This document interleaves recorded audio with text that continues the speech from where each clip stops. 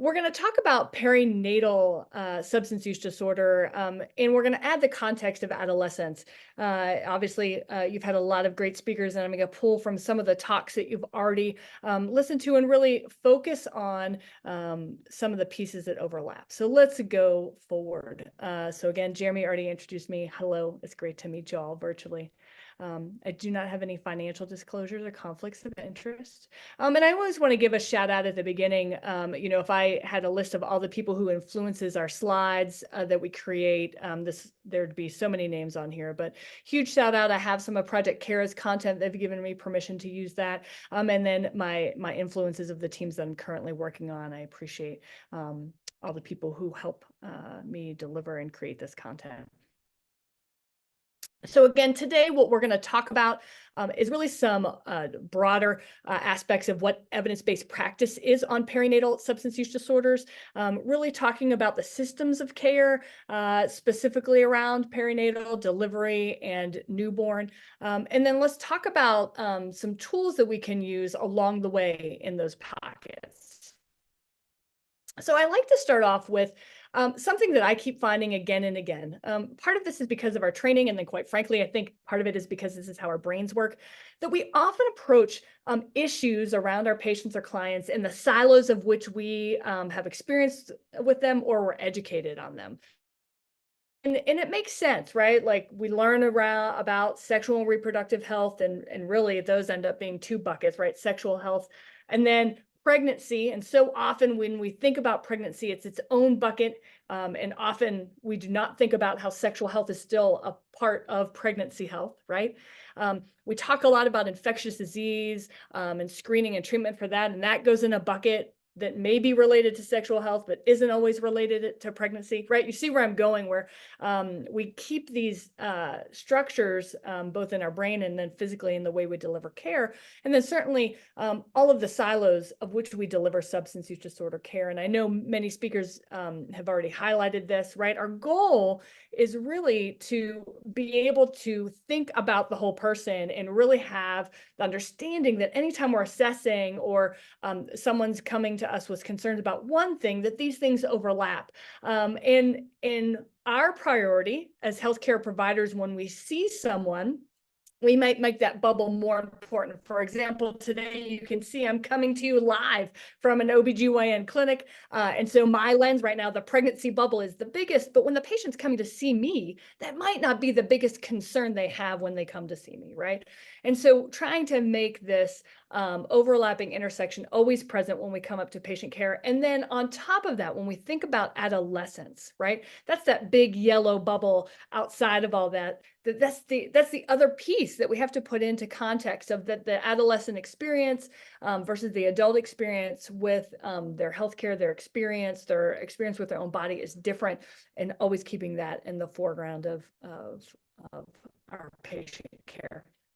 So just highlighting a statute, the North Carolina General Statute for what does it mean to receive care if you're a minor, right? Where are you emancipated or have bodily autonomy? And here are the spaces that we know minors or people under the age of 18 have that autonomy, right? So around contraception and sexually transmitted infectious assessment and sexually transmitted infections assessment and treatment, in pregnancy, specifically in substance use disorders and in mental health. And we'll talk about how that overlap sometimes can be confusing for parents or the adolescents that may be seeking that care. So just holding that context. Pregnancy is an interesting one. So if you are 16 and pregnant, you have autonomy to make decisions about your pregnancy without anyone over the age of 18 helping you with those decisions, parent or guardian. However, if you would have a different injury to your body, so for example, let's say you fell and you broke your arm, decisions about your broken arm would still need the parent or guardian to be making those decisions. So it's just an interesting context when you think about someone who's under the age of 18 and in that pregnancy and how that changes their access and autonomy in healthcare. I know you've already had this talk, and I just want to highlight that thank goodness that we've had the last 10 to 15 years of research around substance use disorders that really can solidify the science, and I know we have more to learn, but that helps us understand substance use disorders as a brain disease and not a moral failing in choice, right? Across all national and worldwide guidelines and definition, right? That's been updated. And as we know with so many other things in our lives, it's often the culture that is the slowest to change. So just highlighting that we all know that this definition has changed, that substance use disorder is a chronic relapsing condition of the brain and not a moral failing or something that someone chooses to have. So if we put that in the context of a chronic condition or a chronic disease, right, that has to influence our approach to how we offer treatment, how we engage in treatment, and how we support both the person affected and those around them. So why do you have a whole section today around perinatal substance use disorder? Well, there's a couple reasons. One is that to highlight that through time, humans continue to be curious around sexual activity and around substances. And when those two sometimes overlap, you have pregnancy and substances, right? So when we look at substance use in pregnancy over time, I want you to know this graph is publicly available from SAMHSA. And when you look at it from even the early 2000s, we see some of the same trends, right? That substance use occurs. Obviously, you already seen the stats on where that occurs in the adolescent population, and that some people are vulnerable to develop a substance use disorder, right? And substance use disorders, when they occur, they do not care if you are pregnant or not, right? They are non-discriminatory about that.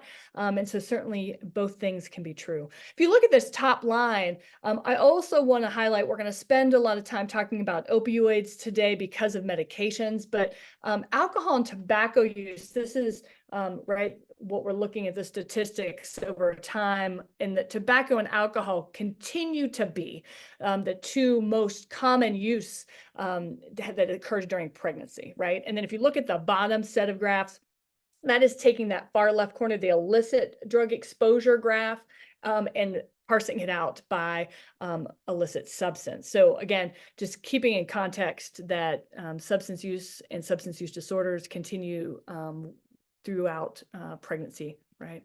And we want to be able to address that. So that is an important issue. The other important issue is nationally, we're looking at maternal death rates that are linked to mental health and substance use disorders, as well as our own state. So this is data from our Maternal Mortality Review Committee, the 2018-2019 data. And when we look at the 34, right, cases of death, right, that happened within 364 days after delivery, either pregnancy and then 364 days after. When we take the two highest risk groups that had experienced a maternal death, 20 of those were related to drug overdose. And as you all know, drug overdose is something that we all can do to prevent, right? So I want to hold that space very dear to our hearts as we move forward.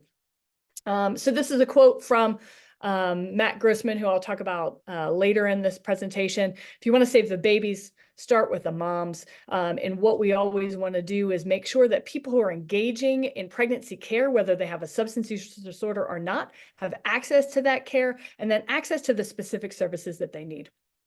So how do we know that, right? I hear this a lot, and as do my colleagues who work in the perinatal substance use disorder space. But Mel, what if someone doesn't tell me that they're using a substance? Yeah, that happens, right? For lots of reasons. We don't always get the full history that we think we're getting at that first visit. We can have a whole separate 45-minute discussion about why that is. But at the end of the day, I want to be clear that the national guidelines recommend routine screening for all pregnant people using a verbal validated screening tool, right? So that at every new obstetric or prenatal care appointment, someone is asked, however that works in the clinic flow, right, using a validated tool, about substance use and risks for this pregnancy, right? And then if that risk screen is positive, that's when you move forward, right? Always highlighting that screening, the intention of a screening tool is to be used in someone who does not have a known use disorder, right? Screening is meant to find people in the population who do not yet manifest symptoms, right? That's the definition of screening in medicine. So I open. And then what happens when someone's positive, right? For those of you who are in medicine or behavioral health and as licensed providers and clinicians, right? We go into the model. We're going to talk, about SBIRT a lot when we talk about SUD and substance use disorder, but I want to highlight, right? We know how to assess, we know how to diagnose, and that's where we start next. Standard of care is certainly that multidisciplinary long-term follow-up is offered and initiated just like we would with any other chronic condition that we are discovering in a time of pregnancy, right? So the truth is we're not so great at performing screening in a pregnant population for substance use disorder, despite its prevalence matching that or being higher than that of other things. And I think a large part of that is because it doesn't have that quantitative, clear, click box answer, right? And so just holding space that prevalence in pregnancy is really higher than most of the things we routinely screen for. And so if you are working in a space that serves prenatal patients, it's important that that routine screening is part of your standardized care. So quick soapbox for me to jump on.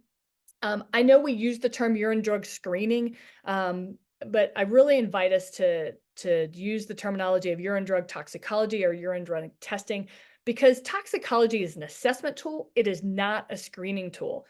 So this is something that has lots of data behind it. No national guideline recommends using a urine drug test or a urine drug toxicology, whether that be a point of care or a send out, as a screening tool for a substance use disorder. So I want to be clear that if any of you are working in a space where that's being used, I would encourage you to advocate for evidence-based practice and using a verbal validated screening tool.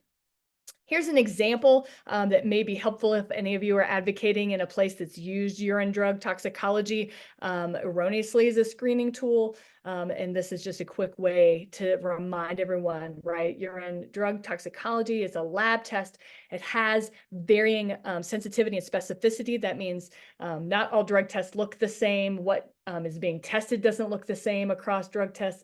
And certainly when something is positive, the true positive or a true negative varies across those different tests and against the different reagents in the specific drug class. So what I want to say is, again, when we use urine drug toxicology, we're using it like other lab assessment tools, and that should be happening after the screening and should always be done with patient consent.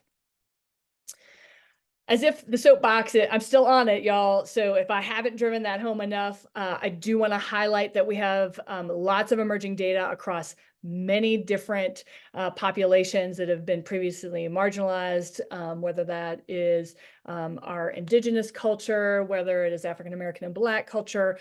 When we institute urine drug testing as a screening tool, our bias prevails and we end up increasing racist testing. So I will stop there, and I'm available if you have questions about why we see that happening time and time again across all these studies after this talk.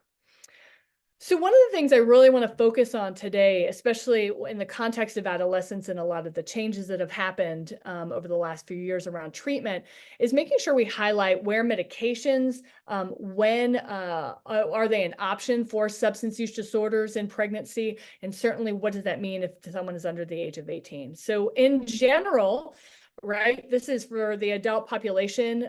We have 3 FDA-approved medications, or excuse me, 3 categories of medications that are approved for substance use disorder treatment, right? So we're probably all very familiar. Tobacco use disorder is something that has medications that could be prescribed to assist as part of a treatment tool, right? Alcohol use disorder also has medications, as does opioid use disorder, right? So when we think about that in the pregnancy context, right? So here's another way to look at those 3 specific medications for opioid use disorder, as Kelly just reminded you that they're called MOUD, right? We look at methadone, buprenorphine, and then naltrexone. In pregnancy, methadone and buprenorphine are the 2 medications that are recommended for evidence-based practice care for anyone who is pregnant with opioid use disorder. So what that means is whether you're previously on something for opioid use disorder in the context of medications, or you are pregnant and newly identified as someone who has opioid use disorder, medications are part of the evidence-based practice menu that you offer patients, right? So buprenorphine and methadone. Methadone's been the gold standard for treatment of opioid use disorder in pregnancy for years, and it wasn't till 2010, 2012 when the mother study was released, both in the pilot and then in the final NIH trial, that changed that buprenorphine was also a medication that we could use in pregnancy for substance use, for opioid use disorder. There are some studies actually about naltrexone, so stay tuned for that. So why is that recommended, right? So in pregnancy in general, I always like to joke that if we could put pregnant people in a bubble, right, and keep them safe from any environmental or any other exposures to any medications, of course we would, but that is not the reality that humans live in, right? So whether we're talking about diabetes, high blood pressure, asthma, or opioid use disorder, right, we always want to make sure that we are offering evidence-based treatment that includes medications that are safe and efficacious to use in the pregnancy period. And that we know that when we're offering those medications, that we're looking at the maternal health, and the adage that's very simple, that is, healthy moms make healthy babies, right? Do I wish someone didn't have high blood pressure before they became pregnant? If there was a way I could erase that for them temporarily, I would. However, untreated high blood pressure in pregnancy causes further complications, right? So I want us to have that mindset when we think about meds. So again, buprenorphine and methadone are the gold standard of being offered. Shared decision-making is always key, right? When we talk about medications for opioid use disorder during pregnancy, and let's be frank, outside of pregnancy as well. It is not recommended to be changing medications because someone is pregnant. Instead, what we want to do is we want to, again, maximize how the maternal health is stabilized, and again, best health that can be achieved. And so we want to look at that. And then we're also looking at all of the impact during pregnancy and thereafter. So let's talk a little bit about that. I want you to know that we are not concerned about birth defects for any opioid as a class, right? When we look at any opioid, there is no evidence demonstrates having an opioid in the maternal circulation increases the risk of birth defects. And I think that's important, right? Because that's important to how we share and talk about medications for our patients. And this is, I think, in anyone who's already working in the prenatal or perinatal space, this is the #1 concern for any patient who is pregnant and is going to be on a medication, right? Will this cause have a risk of birth defects over the routine risk that humans carry, which is about 3 to 5%. So I want you to know that answer.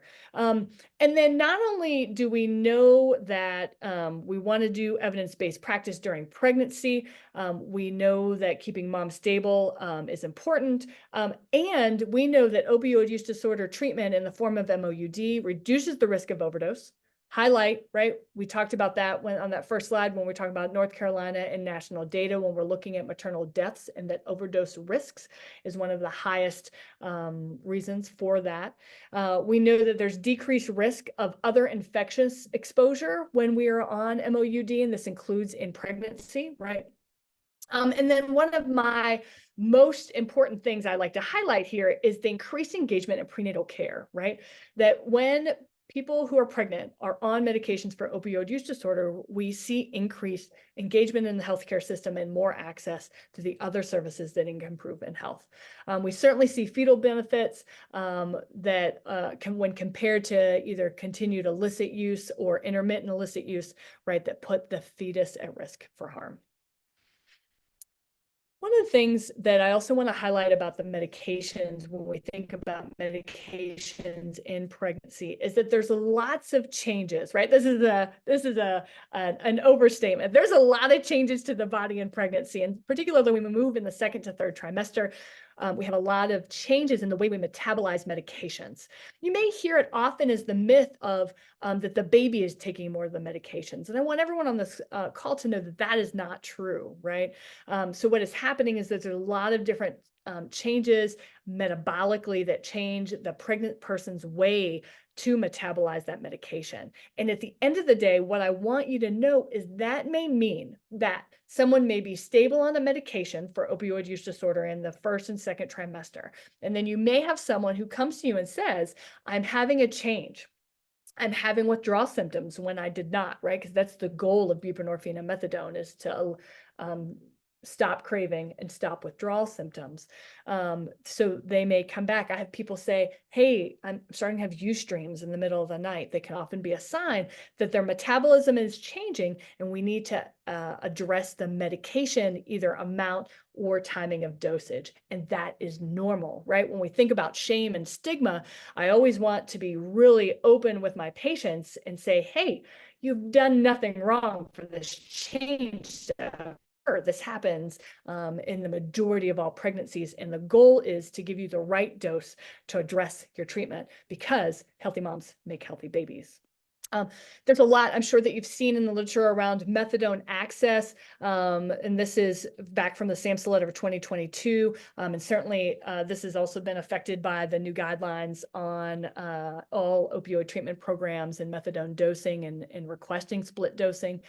So for those of you who are not familiar, methadone traditionally is given in a one-time daily dose, but because of those changes in pregnancy that I talked about, it actually is very common for that metabolism to change, and for pregnant people entering the second to third trimester to really need that dose, instead of increasing that dose in the morning, that it needs to be a split, that they are not being able to have the alleviation of withdrawal the same way as when they were not pregnant. And so prioritizing methadone access and dosing that supports pregnant people and their recovery is important.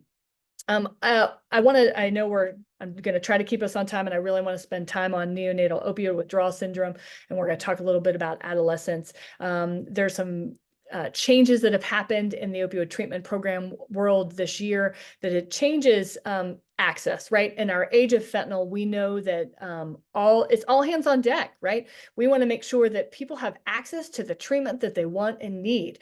And evidence-based practice includes access to methadone and buprenorphine treatment.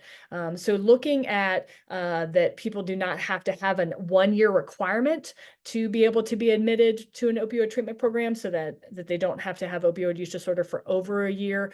It removed the requirement of 2 unsuccessful treatments to be able to get methadone if you were under the age of 18. That was our previous, that you had to have 2 other treatment modalities to try before you could look at methadone as treatment. And again, I just want to highlight that teams and national guidelines are changing to make sure that in the age of fentanyl, that people are having access to treatment on a timely manner, and that fits their needs for treatment. So as we have a few more minutes together, I want to make sure that we spend some time talking about the newborn, because when I think about what's most important to people in the perinatal space, time and time again, pregnant people ask me, one, will this medicine cause harm to my baby, in the context of, if I'm on methadone or buprenorphine, could this cause birth defects? And we have covered that. And then the second piece is around what used to be called neonatal abstinence syndrome, or is now called neonatal opioid withdrawal syndrome. Right. Always highlighting that neonatal abstinence syndrome, or basically a withdrawal syndrome that can occur after delivery, can happen secondary to multiple substance exposures and medication exposures, right? Alcohol and tobacco, but also benzodiazepines, stimulants, and our antidepressant class of serotonin, selective serotonin reuptake inhibitors can cause the risk, or excuse me, can have the risk of neonatal abstinence syndrome. And opioid, the medication class itself, also has a specific NAS risk that we call neonatal opioid withdrawal syndrome. That we know that pregnant people on methadone or buprenorphine, because we are giving them a medication, right, their newborn does have the risk of neonatal opioid withdrawal syndrome, and that this is an expected and treatable condition, right? This is not the same as the disease of addiction, right? This is a withdrawal syndrome that we can try to make efforts towards preventing and swiftly assess and treat. So this is going back to Dr. Grossman, who was the original leader of the physician and interprofessional team that started the Eat, Sleep, Console initiative. So what we're looking at is when I'm talking to a pregnant person about the risks of newborn withdrawal syndrome, right? We have to talk about that, right? That's part of informed consent. I cannot sugarcoat that that is a risk, right, when we're on these medications. However, right, it is not common. It doesn't happen with every delivery. And we know that when we actively pursue ways to decrease those risks, right, that we can improve mom and baby bonding and decrease either NALS severity or NALS presenting at all. So what does that look like, right, is really that we want to make sure that we have a post-delivery environment where parents can give one-on-one attention to the baby, right? Cuddling, breastfeeding, or chest feeding if that's what the mom chooses, right? That's right. If someone is on methadone or buprenorphine, they are encouraged to breast or chest feed. And we want to make sure our pregnant parents know that. We want to keep the environment dim lit, not loud. So we, again, want to have an environment that is out of our neonatal intensive care if there's no other indication for a baby to be there. We want to do the routine things that we would teach moms and dads and other people who identify as parents to console the infant, right? So the cuddling, swaddling, and feeding on demand is all part of that. And we know that that supports bonding and decreased presentation of NOWs. When we look at development, this is particularly from the mother study, that we do not see any differences in child development with NOWs and again, growth of the child, right? So I know this is an adolescent symposium. So certainly right now we've been focusing on the context of if the pregnant person, right, if the pregnant person is an adolescent or an adult, but also this is holding space for, right, when we give birth, this newborn will someday become an adolescent. So in that trajectory of that, we are not seeing we are not seeing any harmful effects in development when we look at NOWs. Holding space, that though we just talked a little bit about that and talked about the piece that when babies may be affected or when newborns are at risk for the withdrawal syndrome that's related to the treatment we are recommending, right, methadone and buprenorphine, there's still a huge amount of misconception in the media about that for those of you who are advocates, and I would invite all of you on this call to be advocates, right, when we look at a research study that looked at media articles from 2015 to 2021 and evaluated for misinformation or exaggeration of neonatal abstinence syndrome, right? 80% of the articles in the public domain had either misinformation, 76%, or exaggeration, 4%, right, for a total of 80%. So again, people are getting a lot of mixed messages. Obviously, pregnant people care about their newborn and want to have accurate information so that they can make accurate decisions about their care. So again, holding space that this exists and this is going to be part of your counseling and discussion that you have to support pregnant people and their families. So as we wrap up, last and not least, I want to highlight something called CAPTA law. This is a law that is down at the state level for families that may have an infant affected by substance abuse. And these are the definitions at the North Carolina level that matches the federal level. What I want to highlight in the state of North Carolina is that when we look at CAPTA law, we all who are doing this work know that there is some variability in interpretation of law, right? That is how law often works, right? When we don't have a set standard because it needs to be open for that basically interpretation, we then get a wide variability in the response to the notification process, right? So what does that really mean, and what do I really want to tell you all? I want you to know that pregnant people with substance use disorders already have some confusion and fears around Child Protective Services or Department of Social Services or Department of Human Health and Services around, are they going to be able to parent this child, right? For many of the perinatal programs across the state, this is actually part of the initial counseling when we talk about medications for opioid use disorder and treatment, right? We want to be able to put all of that out there, that this law exists and how it may impact them or what experience they've had in the past. Is important to talk about that. And based off how the law is written, if an infant has a withdrawal syndrome, right, you could then interpret this law as, right, this is something that needs to be a child protective support, excuse me, a child protective services report, right? That is not how we have it constructed as a notification. But again, that is what patients are fearful of, that, right? If you're going to put me on this medication and my infant has withdrawal, does this make me more likely to have my child taken away from me? And what I want to highlight is that that is important to have these conversations with patients, and that this is one of the patient quote from one of the research studies that was done here in Appalachia, right? Knowledge is power, right? Being able to sit with patients and demystify what that looks like is so important, right? And that when we offer evidence-based practice for opioid use disorder, and we offer medications that may result in the risk of a withdrawal syndrome for the newborn, right? Being able to have those transparent and upfront conversations with the patients is important. It's important to have it early, and it's important to have it often. Patients deserve this information.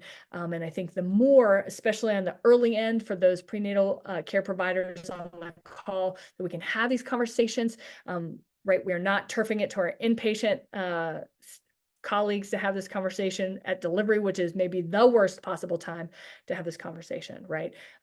Frequent early conversations around our recommendations and the implications of that is super important. So in summary, right, I know you have already had a talk about trauma-informed care. Evidence-based practice of perinatal substance use disorders in the adolescent and adult population includes trauma-informed care. I know this is the review about what that looks like. And at the end of the day, this is what I want you all to remember, is that people who experience substance use disorders, and people who experience pregnancy, and then people who experience substance use disorders in pregnancy, I want you to interface with them expecting that they have already had, right, and a negative with the healthcare team, that the fracture already exists, that when we are going to show up in the room, it is important, not only are we trauma informed, right, and that's the kind of care we are providing, but also expect that we need to be ready to address that they may not trust us because they already have had experiences of which someone on the healthcare team has broken that trust, has not been honest, has not used patient-centered care, has not informed them of all the information that they deserve to have when engaging in their care, right? And so I think that's an important thing for us to own. Sometimes for us, it's frustrating, right? If you're someone on this call, you probably value very much that you can show up in the patient space with that kindness and empathy and respect and dignity that the patient deserves. And that sometimes, again, that was not you that maybe behaved that way in the past with this person. But again, being clear that I want you to expect that has happened in their past, and how do we show up to make sure that we are not only staying trauma informed, but representing that we can shift the tides and gain new trust in the healthcare system. I think that's also an important thing to highlight when we think about perinatal care and the adolescent and the adult population when we're doing trauma-informed care, and that I want you to expect that they've had a negative experience with the healthcare team. And yes, that is how we have to be able to show up in the room, is to be able to think about that. All of that is in the context that you do not need to know what the trauma was, right? We can all perform trauma-informed care without ever asking a question about someone's personal experience with trauma. So segueing from trauma-informed care to harm reduction, when we think about harm reduction, right, this is also part of perinatal substance use disorder in both the adolescent and the adult, meeting people where they are and being able to have conversations. This is actually part of trauma-informed care, right? Not something about me, without me. Co-design, when you are building programs to support pregnant people with substance use disorders, with adolescents or adult, again, having their voice at the table, and continuing to keep their voice at the table is so important. Takeaways: pregnant and postpartum people with substance use disorders, right, deserve access to care. We're improving access to care in the adolescent population for specifically medications with opioid use disorder, and that is had expanded this year. I want you all to be familiar with that. We know neonatal opioid withdrawal syndrome can occur for those people who may be on methadone or buprenorphine, but this is an expected, treatable, and actually lots of intervention with Eat Sleep Console to actually prevent some of the things that patients are most worried about. We have to talk to each other, right? I know with this many participants, we're an interprofessional team, and there's no one part of the team that can do all of this, right? Being able to have communication across those silos that I talked about on those first slides, right? Not only do we think about the patient that way, but most often, for many reasons, whether it be our physical building or billing and coding, right? Taking the opportunity to build our teams across those lines is important. And then most importantly, when we think about being able to change the death rate, the unintentional deaths of pregnant people in the state of North Carolina, we want to be able to deliver evidence-based practice in pregnancy and through the postpartum period to be able to change the trajectory.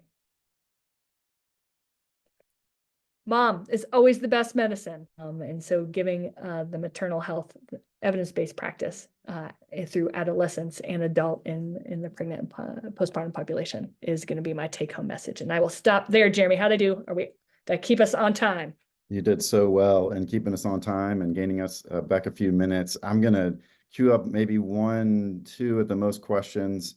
And then if you have a few extra minutes to stay on in the Q&A and respond to those that we missed, that would be fantastic. And then we'll move on to our next speaker. The first question is there any advantage of monoproduct bupe over bupe naloxone on the fetus? And they say their understanding is that there is no risk of using this. You are absolutely correct. I love that question. Yeah, so there was a great systematic review published, and I can put that in the chat when we go to the next speaker. I'll give you the resources for that. But absolutely, bupe monoproduct versus bupe combo product. When we think about the administration of buprenorphine, we are looking at no changes at all for maternal health or newborn health. So the product that works best for mom is the product we recommend that they use during pregnancy. Great question. Thank you. Fantastic. And the last question that we'll get to live is, help me to understand medications for mental health or opioid use disorder do not affect fetal development. Yeah, so if I can, I'm going to cheat for a second, because especially when I'm talking beautifully to people who are very focused on adolescents, I'm going to take us out of the context of substance use disorder, and I'm going to talk about diabetes for a second. So I want you to pretend, right, instead of talking about opioid use disorder or mental health and depression and SSRIs and opioid medications for opioid use disorder, let's talk about diabetes. And let's talk about someone coming to see me in pregnancy. And what we have to talk about is one of the things happening with their diabetes is that medication management for their diabetes is indicated during this pregnancy. Again, when I said earlier, I did mean it, like, man, if we could put people in bubbles, right, I would, and have them exposed to nothing else. But I also know uncontrolled sugar is also not helpful for mom's body long-term, nor is it helpful for the growing fetus, right? And so when we look at safe and efficacious medications, some of those do cross the placenta, right? So when we think about development, endocrine development of a fetus, let's go with this. Let's say I'm pregnant and I'm prescribed metformin during my pregnancy to help me manage my diabetes. some that gets passed to the baby during that. And right, this is the question of like, if the fetus has small amounts of metformin exposed during pregnancy, right? And then we take that newborn, and then we take that newborn through their childhood, right? I do not have the ability scientifically to be able to parse out what that person, when that newborn becomes an adolescent or adult, what their risk of developing diabetes is in the realm of genetics, like, right? And then epigenetics, right? So like the environment, dietary, right? Again, maternal and paternal genes, and this in utero exposure to a medication that may have affected what we call metabolic remodeling, right? We do not have that. And you're right. Like when I think about medications and I think about children later in life, if we could put mamas safely or pregnant people safely in a bubble, I would. And that it's, I feel like it's apples to oranges versus apples to apples, right? My goal is to keep mom the best mom that she can. And I know that there's going to be things that are unknown when we have medication, right? And we're going to try to do as many studies as we can, as we have with diabetes and opioid use disorder. And we're going to make sure that we don't see any trends that make us concerned that we are causing harm. And at the end of the day, I do not think we have the science and understanding to be able to go back to in utero exposure and that one thing versus all the things that we're exposed to in life. For those, if you all have different thoughts about that, I will add my email. I'm welcome to continue that discussion. But I appreciate your time, and I appreciate you tolerating me trying to fly through that to keep us on time.